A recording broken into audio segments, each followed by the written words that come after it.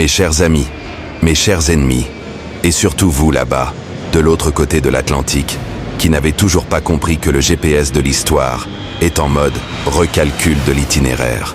Regardez-moi bien. Je suis assis sur les derniers dollars hégémoniques.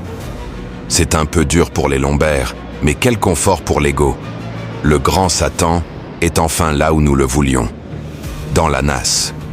Nous l'avons attiré avec la patience d'un pêcheur à la ligne face à un requin trop gourmand.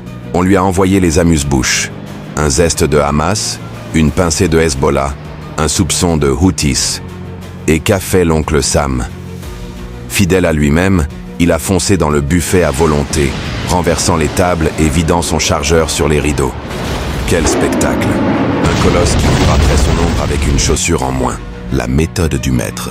La différence entre eux et nous est simple, presque mathématique. Eux, ils sacrifient toute la partie pour tenter de sauver un honneur déjà en lambeaux. Nous sacrifions des pions pour racheter l'échiquier tout entier, pendant que leurs pièces maîtresses sont à plat, essoufflées, cherchant désespérément une prise électrique pour recharger leur démocratie portative. Nos pièces, elles, sont intactes, brillantes, prêtes à bondir. L'impérialisme américain, c'est un dinosaure qui essaie de faire du breakdance. C'est bruyant, ça casse tout, et ça finit inévitablement sur le dos, les quatre fers en l'air. Le mot de la fin. Aujourd'hui, le grand châtiment n'est plus une menace, c'est une réalité comptable. On ne dit plus échec et mat, on dit merci d'être venu, laissez vos clés sur la porte. Ils pensaient tenir le monde, ils ne tiennent plus qu'une poignée de sable chaud.